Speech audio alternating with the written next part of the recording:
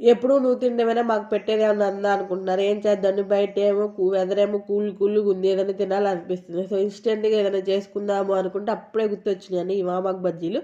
So ఎలానే చేస్తున్నా కదా మీతో కూడా షేర్ చేద్దాం వీడియో అయితే చూస్ చేశాను. సో ఎలా చేసుకోవాలో ఏంటో అనేది అయితే ఇప్పుడు చూపిస్తా వచ్చేసేయండి.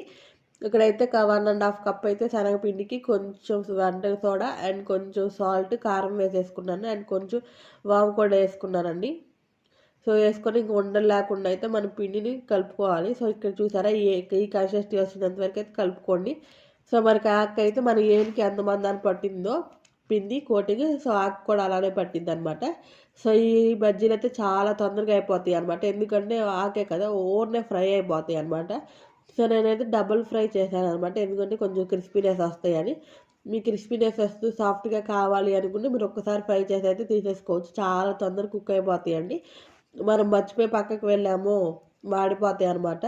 చాలా చాలా తొందరగా ఇన్స్టెంట్గా చేసుకోవచ్చు అండి. ఆ వామాకు కూడా చాలా ఇప్పుడు అందరి ఇళ్ళల్లో ఉంటుంది కదా, ఒక్కసారి ట్రై చేస్తే ఎలా వచ్చిందో ఏంటో అనేది అయితే కామెంట్ సెక్షన్లో కామెంట్ చేసేయండి. సో మా ఛానల్ అయితే ఫస్ట్ టైం ఎవరు చూస్తున్నారు ప్లీజ్ సబ్స్క్రైబ్ చేసేసుకోండి. పక్కన ఉన్న బెల్ ఐకాన్ క్లిక్ చేస్తే నేను ప్రతి వీడియో నోటిఫికేషన్ మీ వరకు వచ్చేస్తుంది. సో ఇలాంటి వీడియోస్ కోసం అయితే మన ఛానల్ మీద 2 కళ్ళేసి అయితే ఉంచేసేయండి. Thank you for watching. Subscribe to my channel.